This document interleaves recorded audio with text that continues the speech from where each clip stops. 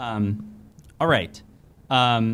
Yeah, so as Bill mentioned, it's great to have Geoffrey Hinton here. I'll list your accomplishments briefly ahead of time, even though it feels kind of... Go on, say I don't need any introduction. My first bullet point is it's trite to say he needs no introduction, so I'm going to give him an introduction. So we're done. Yeah. What's your first question? You sure? Yeah. All right. Okay, so I'm curious kind of about how your thinking has changed, just how Bill was mentioning a moment ago. I'm going to not as a call out, but just because I'm curious, I'm going to read some things that you said in 2018, partially because I feel like I hear people say these things a lot today, and now your tone on AI broadly and the potential risks from AI seems quite different. Some things that I found on the Wikipedia page, you said the phrase artificial general intelligence carries with it the implication that this sort of single robot is suddenly going to be smarter than you. I don't think it's going to be like that. I think more and more of the routine things we do are going to be replaced by AI systems. AI in the future is going to know a lot about what you're probably going to want it to do, but it's not going to replace you. This seems quite different from what I hear from you now, and so I'm curious if you could kind of walk us through the evolution in your thinking over the intervening 6 years. So back then, I thought it was going to be a long time before we had things smarter than us. I also thought that as we made things more like the brain, they would get smarter. And then my last couple of years at Google, I was trying to think of ways you could use analog hardware to reduce the energy requirements of training these large language models and serving the large models. And it's kind of obvious that if you can use analog hardware and you have a learning algorithm that can make use of all the peculiar quirks of the analog circuitry, you can overcome a lot of the problems of analog. You don't have to make two different computers behave the same way. They just learn to make use of the hardware they've got. That makes them kind of mortal, so when that hardware dies, their weights are no good anymore. But it also means you can run at much lower power. So the classic example is if you want to multiply a vector of neural activities by a matrix of weights to get the input to the next layer, which is the sort of central operation, that's what takes most of the compute, then if you make the neural activities be voltages, and you make the weights be conductances, the voltage times the conductance is the charge per unit time. Charges add themselves up, so you're done. You never had to turn activity into a 16-bit number and then do 16 squared bit operations to do the multiply. It's just very, very low power, very easy and quick. Now, for less linear things, it's harder to do them. But the question was, could you use analog hardware to have much lower energy? And as I thought more and more about that, various problems became clear. One was we don't know how to learn in a system where you don't know how the system behaves. So if you don't know how the system behaves, you don't know the forward pass, so you can't do the backward pass. People have dreamt up ways around that, approximations. And the approximations work well for small things like MNIST, but nobody's ever made a sort of plausible version that doesn't use backprop for things of the size of ImageNet even, which is now a small thing. It used to be a huge thing. So that was one problem. The other problem was I sort of became aware of what the big advantages of digital computation are. So it costs a lot of energy, but you can have lots of different copies of the same model. And those different copies can go and look at different data, and they can all learn something from the different data they look at, and then they can share what they all learn by just averaging the gradient. And that's huge in terms of sharing information between different copies of the same model. If we could share information like that, 10,000 people could go out, they could study 10,000 different subjects, and they could average their weights as they went, and you'd be able to get 10,000 degrees all at once. It doesn't work like that. We can't communicate information very well at all, as I'm now demonstrating. I produce sentences. You figure out how to change your weights so you will produce the same sentences. That's called a university.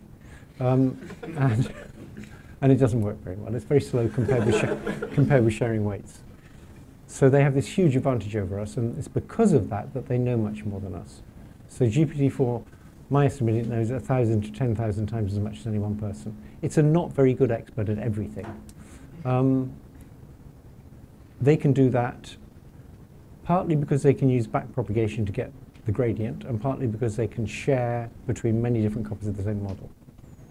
So I became convinced that actually it's just a better form of computation than what we've got. So they can, in just a few trillion connections, really won't actually tell me the number, but it's got to be just a few trillion, they can get like thousands of times more knowledge than we have in 100 trillion connections. And they're solving a sort of different problem from us. Their problem is huge amounts of experience and not many connections, and backdrop's very good at squeezing information in. Our problem's the other way around. Very little experience and huge numbers of connections. We probably have a very different kind of learning algorithm. So I became convinced then that making things more like the brain, that sort of era is more or less over. Things are going to get smarter, not by making them more like the brain, but by just exploiting the path we're going in already that's now specific to digital intelligence. So I became convinced that these things are just better than us. The end.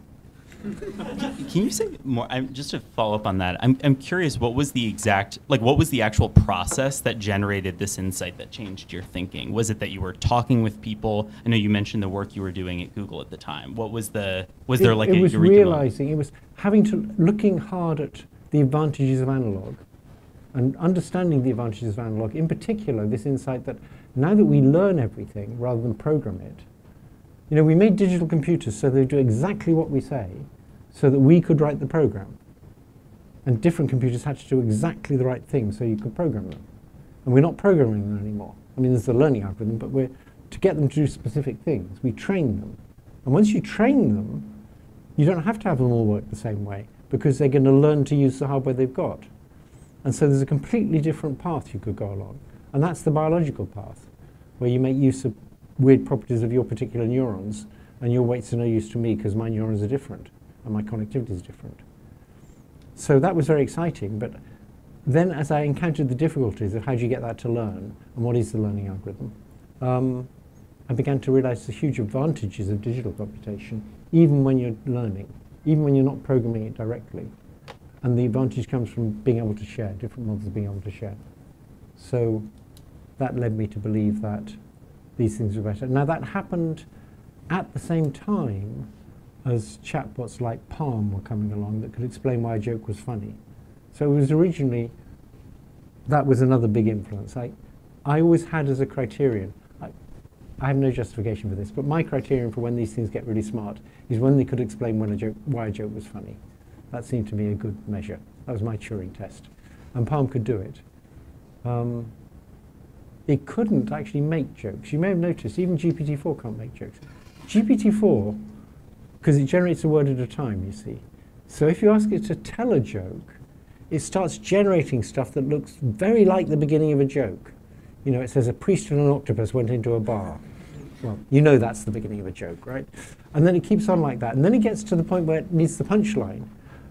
But like some of my friends, it doesn't think of the punchline before it tries to tell the joke. And that's a disaster. So then it has this incredibly wimpy punchline. But that's just because it generates one word at a time. It doesn't have to behave like that. So it's much better at saying why a joke's funny than telling a joke. Unless it's just remembering a joke it knows. But creating a joke, it's hard for it. Anyway, my criterion was, can it tell you why a joke's funny? And it could. So it was sort of those two things together.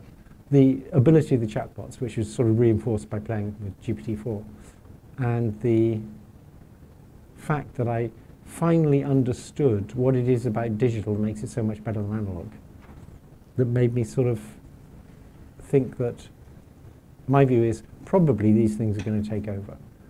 Probably we're just a passing phase in the evolution of intelligence.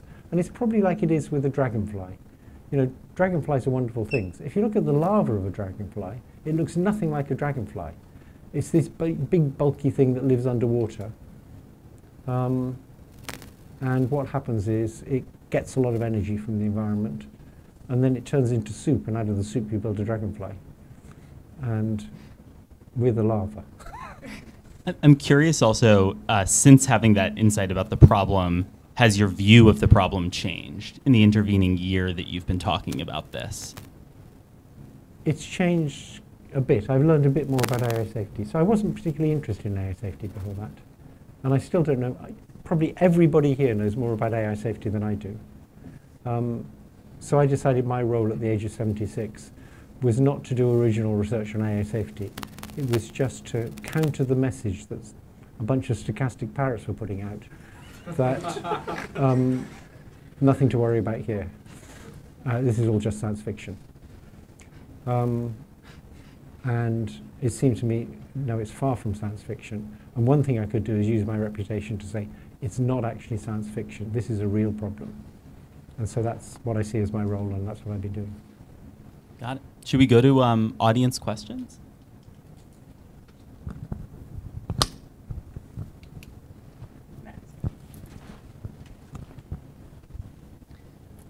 Hi. Hi. So my question is, what do you think about the prospects of using future generations of today's AIs to help us make AIs safe, to help do research, if we don't make any fundamental progress before then? So if we just make them smarter. Yeah. What about training foxes to help you stop the foxes eating the chickens? That's what it feels like to me. Yeah. I mean, already when I want to know what the regulations on AI safety are, I ask GPT-4 and it tells me the regulations on AI safety, and there seems to be something a bit dangerous about that. So if they're the best tools we've got, that's what we're going to have to do. But there's obviously something suspicious about AI helping you regulate AI. Yeah. I mean, there's a general principle that if you want to regulate something, you don't want the police regulating the police. Yeah. So you mentioned having this insight that systems like ChatGPT can pool their knowledge with gradient updates, and so they're able to know much more than us despite having many fewer connections. Is that, like, to me and to some other people, that's in some ways like a hopeful update relative to where they started, because it means that you can have systems that are very, very knowledgeable but not very creative and sort of have to hew close to their, like, at a certain level of usefulness. So I'm curious what you think about that. Yeah. So it does mean we can have systems that are very, very knowledgeable. But you then sort of inferred from that that they would not be very creative. And what I mean by that is that, like, at the current moment, it seems like they outstrip us in knowledge more than they, and I would say don't outstrip us in our, like, most creative. And at some point, they'll be better than us at both. But if that's the current balance, that could be hopeful for humanity in the sense that, like, you could be asking them for help, and they could provide that help with their infinite knowledge while not being as good at creatively trying to, like, evade our monitoring and countermeasures and things like that. I noticed you said very creative, because it's obvious they can be creative already. So if you take standard tests of creativity, you guys have probably read the literature and I haven't, but I read somewhere that if you take standard tests of creativity, they score at like the 90th percentile for people. So they're already creative in that sense. They have mundane creativity. The question is, do they have the real creativity that's sort of the essence of humanity? I don't see why not. And indeed, if you think about squeezing a lot of knowledge into a few connections, the only way you can do that is by noticing analogies between all sorts of different domains. So if you ask GPT-4, why is a compost heap like an atom bomb? It knows, and most people don't. So it's understood, and I don't think it understands at test time. I think it probably understood when it was learning. It knows about chain reactions. It knows about the hotter the compost heap gets, the faster it generates heat, and that's just like an atom bomb. It may have inferred that, in which case it's good at reasoning, but I think it actually, as it's learning, in order to squeeze sort of all human knowledge into not many connections, it is seeing similarities between different bits of human knowledge which no person's ever seen. So I think it's got the potential to be extremely creative. Thanks.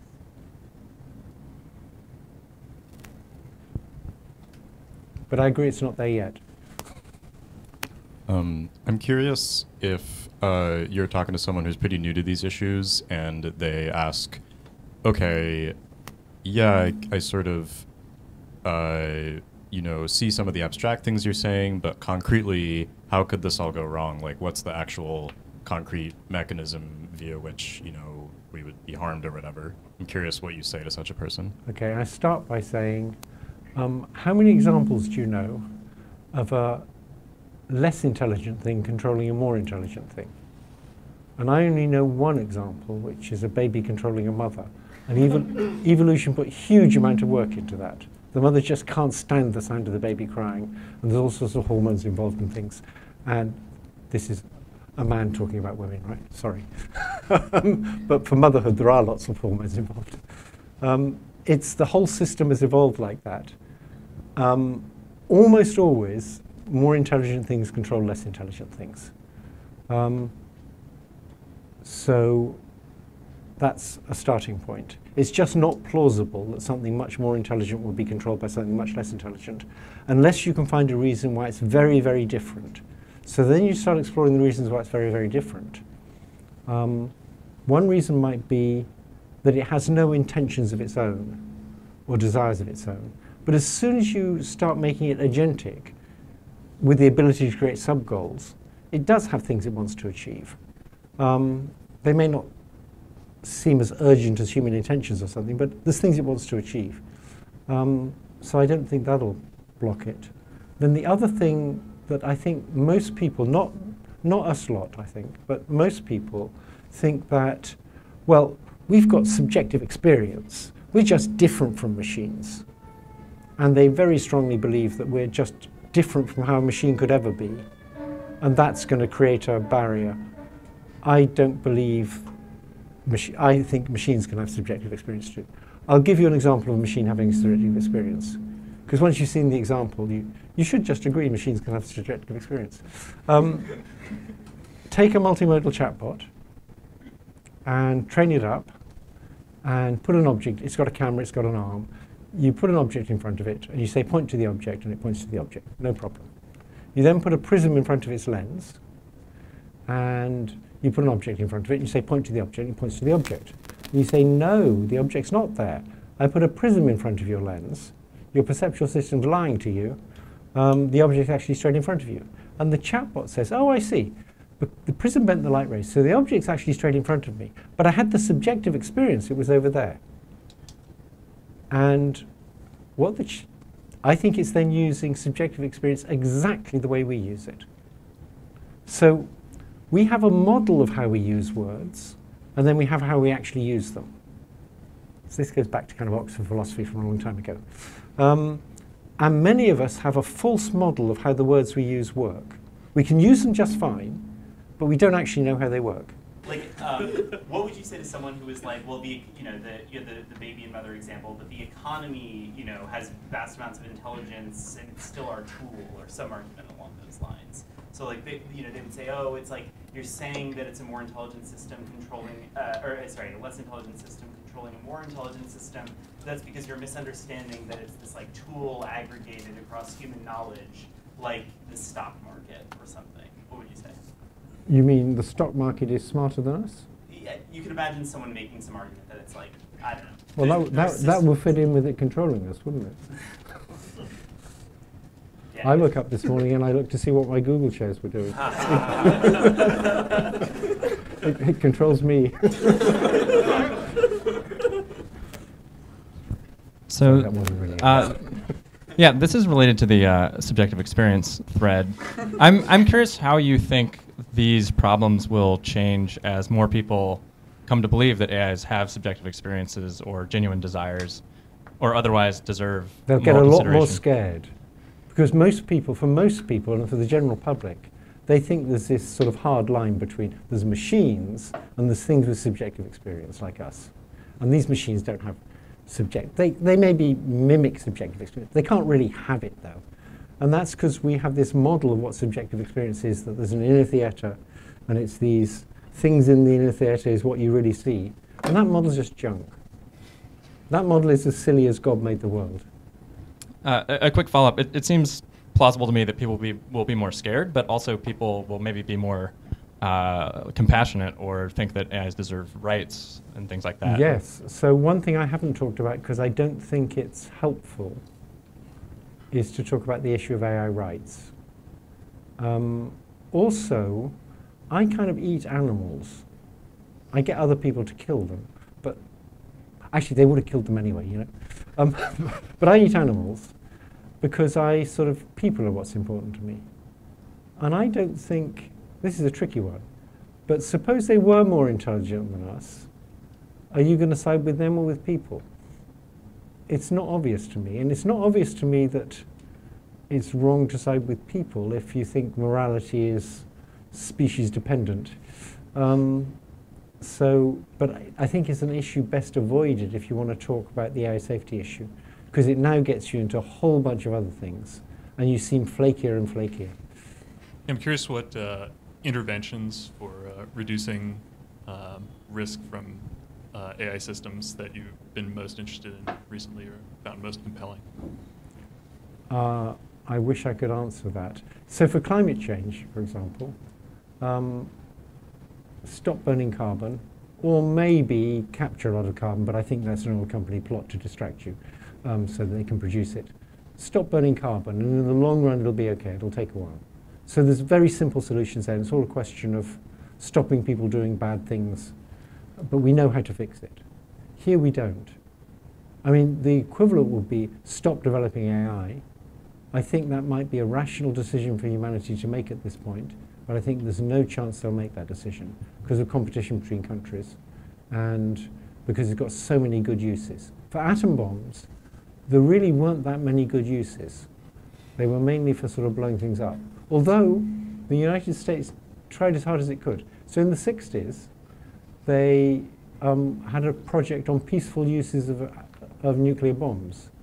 And it was funded. And they used them in Colorado for fracking. And it turns out you don't want to go to that bit of Colorado anymore.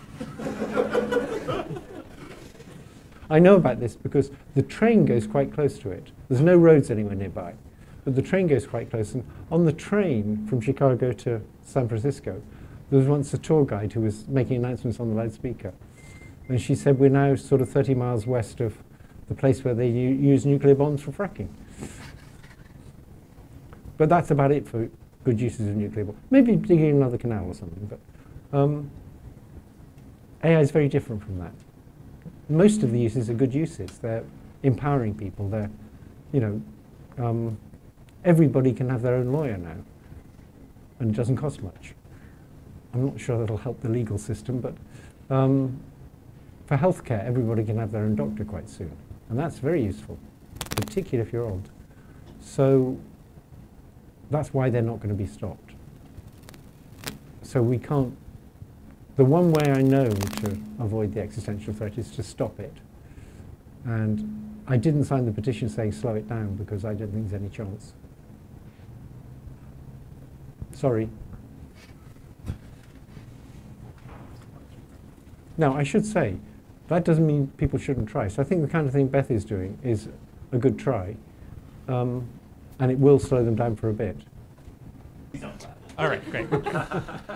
Yeah, so I just wanted to, I guess, push back a little bit on what you just said by asking the question. So I think that there's an unfortunate dynamic in the world right now where a lot of people have this sense of, yeah, probably we should slow down, but I didn't take any action because there's no hope of this.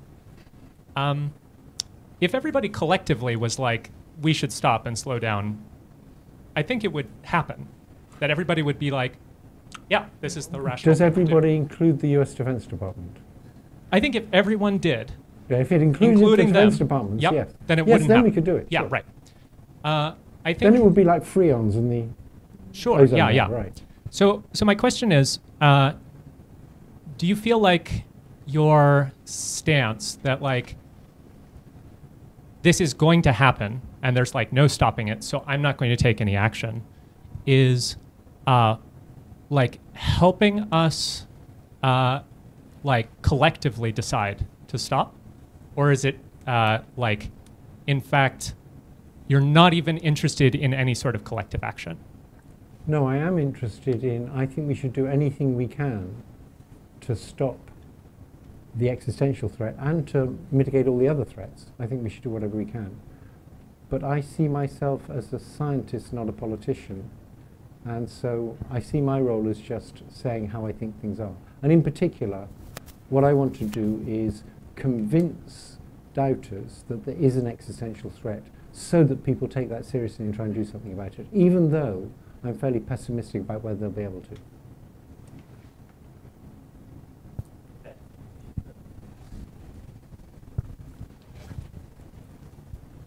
Yeah, on that note, I would be interested in what things in particular are you kind of up for doing that would be helpful for sort of convincing doubters and generally getting the word out? Like, I don't know if there's like particular politicians it would be helpful to talk to you, for you to talk for, to get some particular legislation through, or like media appearances, or like advising or endorsing particular things. All of those things. Okay. So I mean, last year obviously I got involved in a lot of media appearances because I thought it would be helpful. Also because I like being on TV. Well, one thing I'm doing now, there's a documentary filmmaker trying to make documentaries about the history of AI, focusing on various people in the history of AI. Probably Jan, who's now crazy, but still my friend, and me and some other people. And documentaries can have quite a big effect. So if you're a billionaire, you could fund a documentary. So for climate change, Al Gore's thing had a significant effect, right? Be the David Attenborough of AI safety.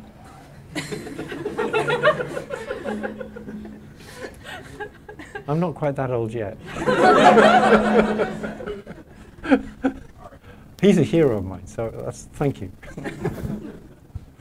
There we go. On that note, I was kind of curious, we talked a little bit earlier about some of the policy stuff going on, and I'm curious, kind of, you see yourself as raising awareness around these problems and convincing doubters, but what role do you see for policymakers who are on board with that? Like, where would you want people to go? What types of things would you be hopeful for them to do if they are not as doubtful? I think they should have regulations with teeth.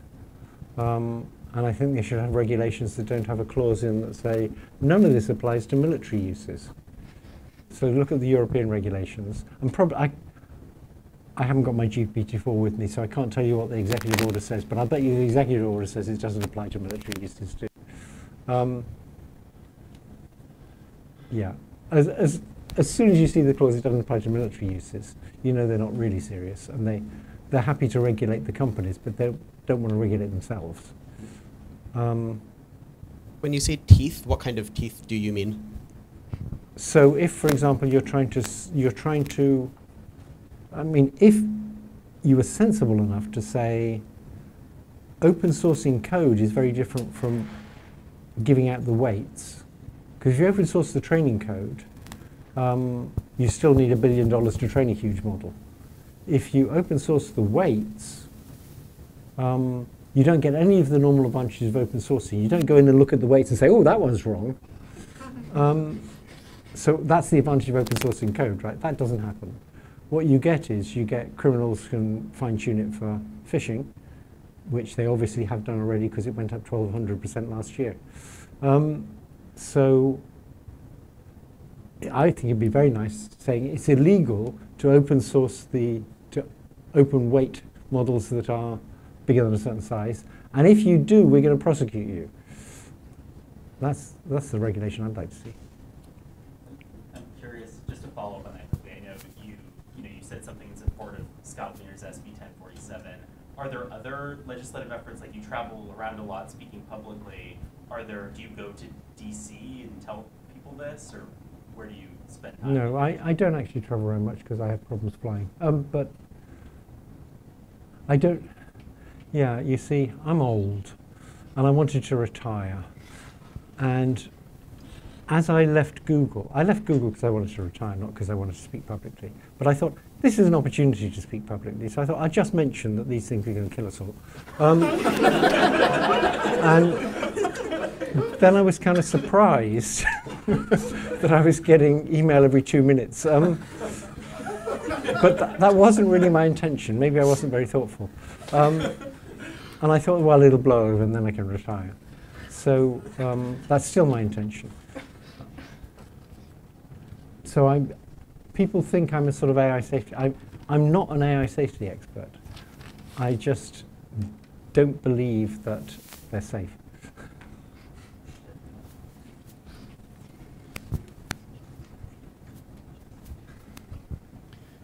Yeah, curious what so you just said you're not an AI safety expert. You just said you're not an AI safety expert, but I mean, in some ways, I don't know that anyone is yet or something.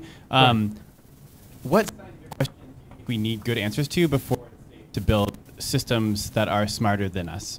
Like how would you, if a government went to you and said, is it safe enough now? Have we actually solved the right things? Like what are those? Well, I think we need a lot more understanding of whether these things would be subject to evolution, for example.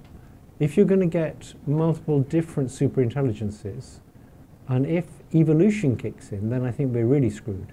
So if, for example, with a superintelligence, we know that the one that can control more data centers will be able to train faster, and will learn more and get smarter.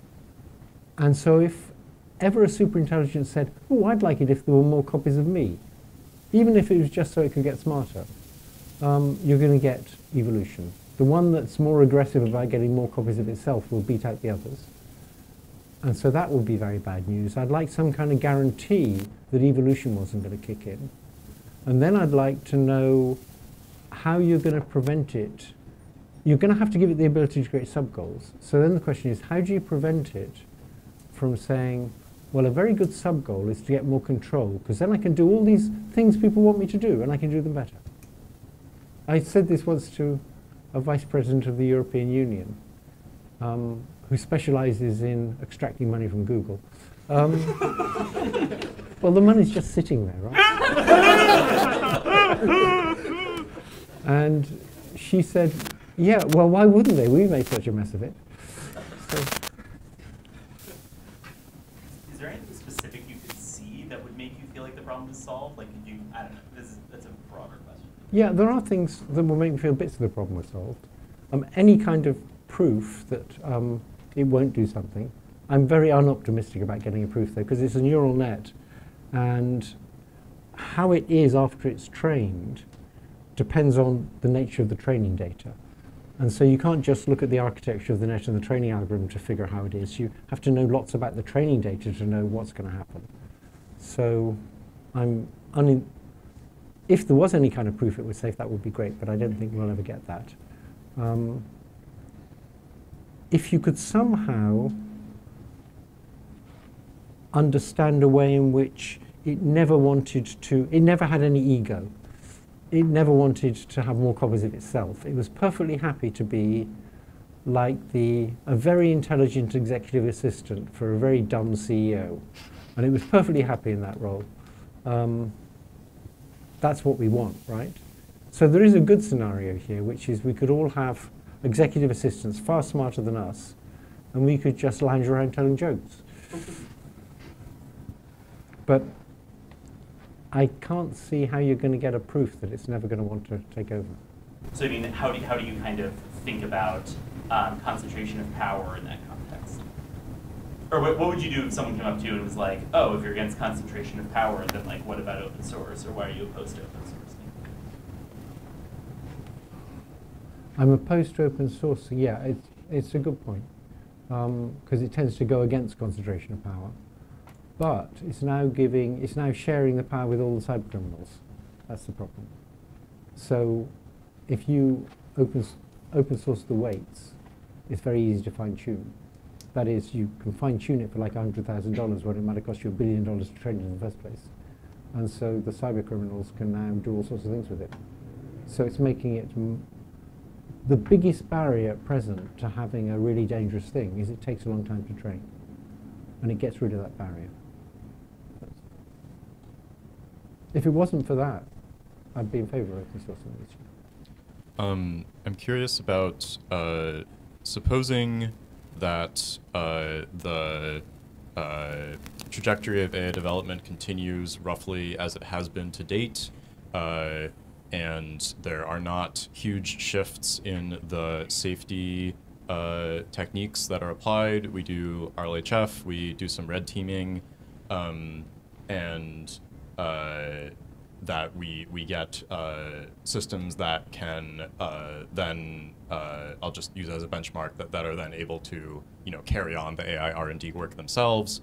From there, what's your probability that those systems will not, in fact, have our best interests at heart, or that?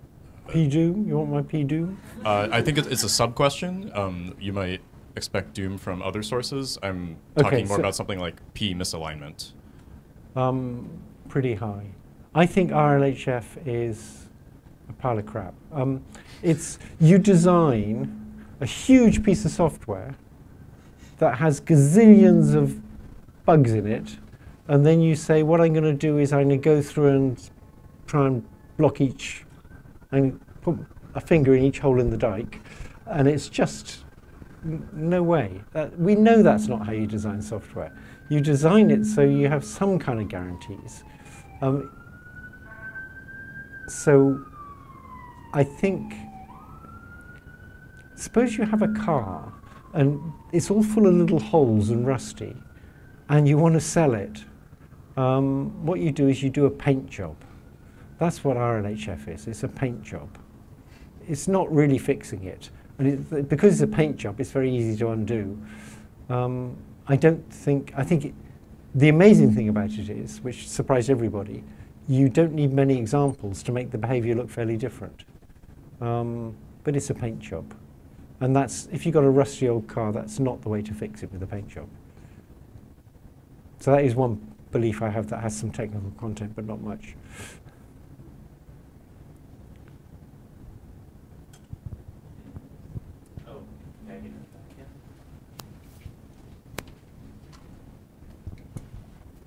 It seems like people can have quite different assessments of the risks presented by these AI systems. And I was wondering if you have views or feelings about like what kind of knowledge or empirical data or demonstrations could be helpful for building consensus about the risks. Right. So I think the time, let me see if I can say the small bits of what you said that I heard. People have very different estimations of the risk, and what kind of empirical data could change that? Yep. Okay. So the first point is, there's some people like Jan who think it's about 0, and some people like Yudkowsky who think it's about 99.999. Both those opinions seem to me to be completely insane. Just individually insane, but also insane because if there's a whole bunch of experts, unless you think you're just so much smarter than the others, if you think it's 0 and somebody else thinks it's 10%, you should at least think it's like 1%. You shouldn't, so is that. Let's get that out of the way. I actually think the risk is more than 50% of the existential threat. But I don't say that because there's other people who think it's less. And I think a sort of plausible thing that takes into account the opinions of everybody I know is sort of 10 to 20%. We stand a good chance of surviving it, but we'd better think very hard about how to do that. And I think what we will do eventually is, hopefully, before they get smarter than us, we'll get things with general intelligence that are not quite as good as us, and we'll be able to experiment on them and see what happens, see if they do try and take control, see if they do start evolving. Well, we're still able to control them, but only just. And that's going to be a very exciting time.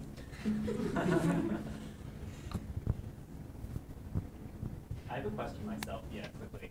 I'm just curious, people, I think based on what you were saying up until this point in the conversation, could be surprised almost at the thing where you were like, oh, but Yudkowsky 99.999. You were sounding pretty pessimistic yourself. Oh no, but I think that's crazy. So I'm curious where you would draw the contrast, like if because you're saying a lot of things that people get wrong in the direction of like not being worried enough. What would you say to a person who seems like too worried? And I say it to myself. I tend to be slightly depressive, so I think we haven't got a clue, so 50% is a good number. But other people think we have got some clue, and so I moderate that to 10 to 20%.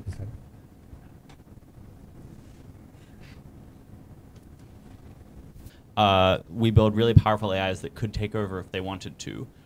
What's your guess? That was last year. Alrighty. What's your guess about the distribution of beliefs of people in that kind of reference class? Like, is this going to be the kind of problem where people are basically taking it appropriately seriously 2 years in advance, or no? You can just answer based on the Probably present, not seriously enough. I mean, but I think a lot of them are actually taking it seriously, but not seriously enough. I think you have to have a big disaster before they take it seriously. Will that happen? You can imagine some rogue AI trying to take over and bringing down the power grid and the water system and stuff, and actually not managing it. That would get them to take it seriously. All right. Well, with that, thank you so much for taking the time.